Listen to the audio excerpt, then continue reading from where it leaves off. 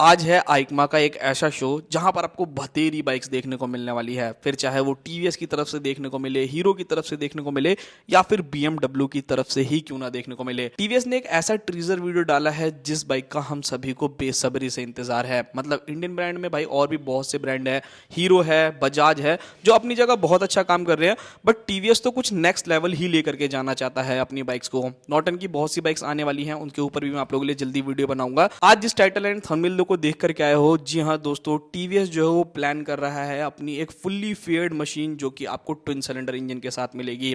इसका एक कॉन्सेप्ट जो है वो भी दिखाया गया है कि बाइक जो है वो कैसी हो सकती है। उन सभी चीजों के बारे में बात करेंगे।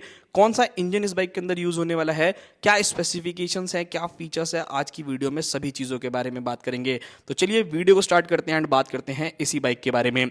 सबसे पहली चीज, ये न्यूज हम लोगों को आज से काफी टाइम पहले मिल गई थी कि हाँ टीवीएस जो है वो कुछ प्लान कर रहा है, कुछ बड़ा प्लान कर रहा है, स्पेशली इंडियन मार्केट के लिए। एंड इंटरनेशनल तो ऑब्वियसली भाई वो लोग लॉन्च जो है वो करेंगे ही, बट इंडियन मार्केट के अंदर एक ऐसा कैटेगरी, मतलब ट्विन सिलेंडर एंड 400-500 सीसी की कैटेगरी, ऐसी कैटेगरी है ना जो मोस्टली ऑफ द टाइम लोग जो चाहते हैं कि हाँ इस सेगमेंट में बाइक रहनी चाहिए। बिकॉज अगर आप नीचे की तरफ देखोगे तो आपको 300 सीसी 400 सीसी बाइक मिलती है, एंड अगर आप ऊपर जाओगे तो फिर वही 600 सीसी से जो है वो पारी मिलेगी। एंड बीच के अंदर देखोगे ना तो एज परफॉर्मेंस ओरिएंटेड बाइक जो है वो उतनी ज्यादा नहीं थी। हाँ आज के टाइम में अप्रिलिया जैसी मशीन है, टुआनो है, R3 और भी बहुत सारी बाइक्स हैं, बट एक्चुअल में अगर आप टीवीएस को देखोगे ना तो भाई ये तो कुछ अलग ही करने वाले हैं। ये अपनी लेकर के आ रहे हैं एक अपाचे जो कि ट्विन सिलेंडर इंजन के साथ आने वाली है। लिटरली आपको मजा आएगा। तो खैर उन सारी चीजों को छोड़ते हैं, सबसे पहली चीज के बारे में बात करते हैं, उस वीडियो के बारे में जो ऑफिशियली जो है वो आप लोगों को इंस्टाग्राम के पेज के ऊपर देखने को मिलेगा। टीवीएस के कैसी बाइक है, कॉन्सेप्ट में क्या क्या चीजें हम लोगों को डिटेलिंग में देखने को मिली है, उसके बारे में बात करते हैं।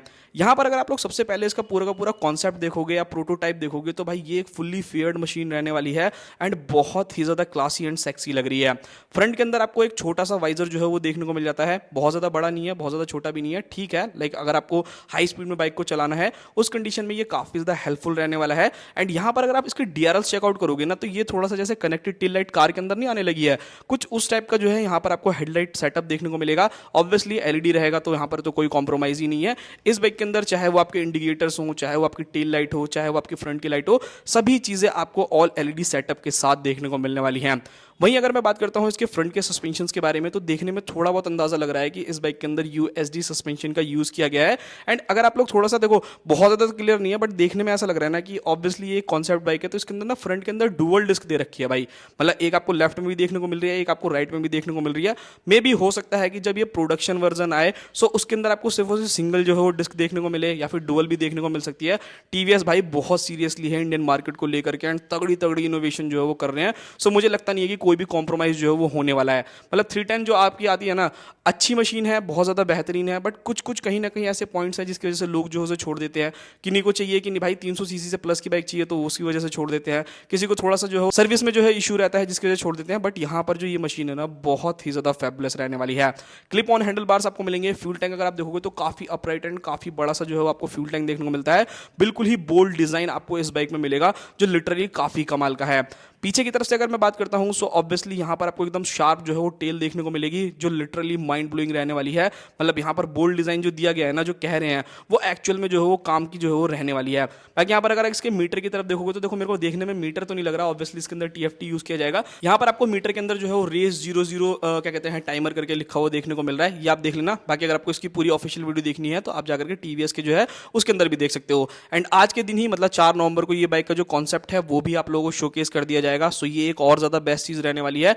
जिन भी लोगों को ये डाउट था या फिर जो लोग कह रहे थे कि भाई ऐसा कुछ भी नहीं करने वाला टीवीएस या फेक न्यूज है, बट भाई आपके तो सामने ही है। ऑब्वियसली सारी चीजें जो है क्लियर आउट कर दी हैं। यहां पर आपको सारी की सारी चीजें देखने को मिलेगी। सो लुक्स एंड डिजाइन में बहुत ही अग्रेसिवली ये मशीन रहने वाली है। लुक्स डिजाइन बहुत ही ज्यादा फैबुलस रहने वाला है। एंड मुझे अब लगता है कि भाई R3 और निंजा 300 के लिए ना एक काफी टफ कॉम्पिटिशन आने वाला है। अगर यामाहा ने या फिर अगर कावासाकी ने अपग्रेड नहीं किया ना अपनी बाइक्स को तो मुझे लगता है कि वो खत्म ही हो जाएंगे अगर टीवीएस की मशीन आती है। अब बात करते हैं इंजन के बारे में कि यहां पर इंजन कौन सा यूज होने वाला है। सो ऑब्वियसली यहां पर बीएमडब्ल्यू एंड टीवीएस का जो मतलब पूरा का पूरा सेशन बना है, मतलब अपना जो कोलैब टाइप में बाइक लेकर के आने वाले हैं कि वो इंजन यूज करेंगे, तो वो कहीं ना कहीं यहां पर मेरे को लगता है कि 450 सीसी वाला ही इंजन रहने वाला है जो बीएमडब्ल्यू के F450 GS के अंदर यूज किया जाएगा। यानी कि आपको 450 सीसी का पैरेलल टू इंजन देखने को मिलेगा जो कि liquid cooled F5 BS6 complaint engine रहने वाला है। यहां पर अगर पावर फिगर्स के बारे में बात की जाए तो समथिंग अराउंड 48 bhp का maximum power and 45 5 newton metre of torque generate करेगी with a 6 speed gearbox. So भाई मुझे लगता है पावर परफॉर्मेंस के मामले में आप कहीं से कहीं तक जो है इस मशीन को ऐसा बिल्कुल भी नहीं कहने वाले कि बेकार है, पावर में मजा नहीं आया। ऑब्वियसली आपको मजा आएगा। एंड एक शिकायत जो टीवीएस ओनर्स को अक्सर रहती थी, मतलब 310RR से, या फिर मैं क्या कहते हैं आरटीआर के बारे में बात करूं, देखो वैसे कंपैरिजन नहीं है, ऑब्वियसली वो 300 सीसी है, 450 सीसी है, ट्विन सिलेंडर है। सो वाइब्रेशन का जो इशू हुआ करता था ना कि यार टीवीएस की बाइक्स में वाइब्रेशंस बहुत है, वो तो मेरे हिसाब से काफी हद तक जो है वो कम किया जा सकता है। मतलब ऐसा नहीं है कि बहुत ही खत्म हो जाएगा, बिल्कुल एकदम स्मूथ हो जाएगा, बट हाँ ऑब्वियसली वहां पर अगर आप कंपेयर करते हो ट्विन सिलेंडर को, अगर एक 310 सीसी वाले जो नॉर्मल वाला इंजन है उसके कंपैरिजन में आपको यहाँ पर कम वाइब्रेशन मिलेगी। सो जिन लोगों को वाइब्रेशन इशू हुआ करता था, मुझे लगता है कि अब आप टीवीएस की इस मशीन की तरफ जा सकते हैं। नाउ फीचर्स के बारे में बात करूं तो देखो, जो आप लोगों को यहाँ पर पूरा का पूरा कॉन्सेप्ट दिखाया है या जो टीजर वीडियो दिखाया है उसमें भी आप लोग अंदाजा लगा सकते हो। एंड इतनी चीजें तो मिल ही जाती हैं आपको किसी भी बाइक के अंदर। सबसे पहले फ्रंट के अंदर आप लोगों को जो है यहाँ पर कनेक्टेड जो है वो फ्रंट में डीआरएल्स देखने को मिल रहे हैं। सो ऑल एलईडी सेटअप 100% इस मशीन के अंदर आएगा, चाहे फ्रंट की हेडलाइट्स हो, रियर की टेल लाइट हो, इंडिकेटर्स हो, सभी चीजें आपको एलईडी मिलेगी।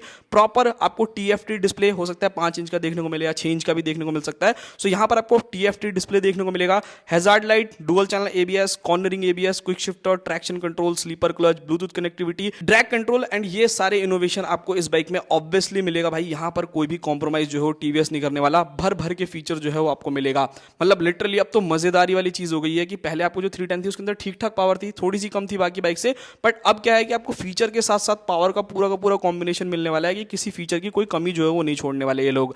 बाकी यहाँ पर अगर आप थोड़े बहुत इमेजेस में देखोगे तो आपको देखने में मिल रहा होगा कि इसके अंदर जो है रियर में एल्युमिनियम स्विंग आर्म को जो है यूज किया गया है। यहाँ पर अगर आप सस्पेंशन को चेकआउट करोगे ना तो सस्पेंशन जो है पहले स्ट्रेट आप लोगों को मिला करता था, बट थोड़ा ना बनाना टाइप स्विंग आर्म जो है वो आप लोगों को मिल रहा है, जिससे जो इसकी सीट हाइट है वो भी कम रहेगी, जिससे अगर आप एक शॉर्ट राइडर हो तो भी आप लोग इजीली चला सकते हो। अंडर बैली एग्जॉस्ट जो है वो आप लोगों को मिल जाता है। सीट ऑब्वियसली कंफर्टेबल नहीं होगी भाई, अग्रेसिव मशीन रहेगी तो वो एक चीज देखनी पड़ेगी आप लोगों को। अब बात करते हैं tyre, suspension and braking system के बारे में कि यहाँ पर आपको क्या चीजें ऑफर करी जा रही हैं। सो हो सकता है कि कॉन्सेप्ट के अंदर जो है वो टायर आपको 120 160 सेक्शन दिखाया जाए, बट जब रियल लाइफ में ये मशीन आए तो आप लोगों को 110 70 R17 जिसके जो है वो फ्रंट टायर यूज होते हुए देखने को मिले, एंड 150 60 R17 जिसके जो है वो रियर में टायर यूज होते हुए देखने को मिलेंगे। मे भी ऐसा हो सकता है, क्या पता 120 सेक्शन का टायर और 160 सेक्शन का जो है वो कॉम्बिनेशन भी दे दे, बिकॉज ऑलरेडी अपाचे के अंदर यूज करते हैं। बाकी देखना होगा भाई कि क्या करते क्या नहीं करते, क्योंकि कॉस्ट को भी जो है वो कहीं ना कहीं मेंटेन करना है। अब यहाँ पर अगर मैं ब्रेकिंग सिस्टम के बारे में बात करूं तो ऑब्वियसली भाई 48 bhp बहुत ज्यादा होता है। सो ब्रेकिंग जो है वो सॉलिड चाहिए, एंड टीवीएस ब्रेकिंग में मुझे लगता है कि कॉम्प्रोमाइज नहीं करता। यहाँ पर आपको 320 mm की फ्रंट डिस्क एंड 240 mm की रियर डिस्क देखने को मिल सकती है। अब ये सिंगल देखने को मिलेगी बिकॉज जो कॉन्सेप्ट है उसके अंदर तो ऐसा लग रहा है कि ट्विन डिस्क जो है यूज किया गया है, बट हो सकता है कि आपको जब प्रोडक्शन वर्जन आए तो उसके अंदर सिंगल डिस्क देखने को मिले, एंड रियर में आपको 240 mm की रियर डिस्क देखने को मिलेगी। USD suspension and monoshock absorber जो है वो आप लोगों को इस मशीन के अंदर मिल जाते हैं। कॉम्पिटिशन के बारे में बात की जाए तो ऑलरेडी यामाहा की तरफ से आने वाली R3, Ninja 300, Ninja 500 and Aprilia की 457 जैसी मशीन से इस बाइक का कंपटीशन होने वाला है इंडियन मार्केट के अंदर। सो ये काफी ज्यादा बेस्ट चीज रहेगी। प्राइसिंग के बारे में बात करूं तो समथिंग अराउंड भाई 4.5 से 5 लाख रुपए के बीच में मान करके चलना, मतलब अदर ब्रांड के मुकाबले अगर आप देखोगे ना तो इसकी प्राइसिंग जो है थोड़ी सी कम रहने वाली है। सो वो एक काफी प्लस पॉइंट रहने वाला है इस बाइक का।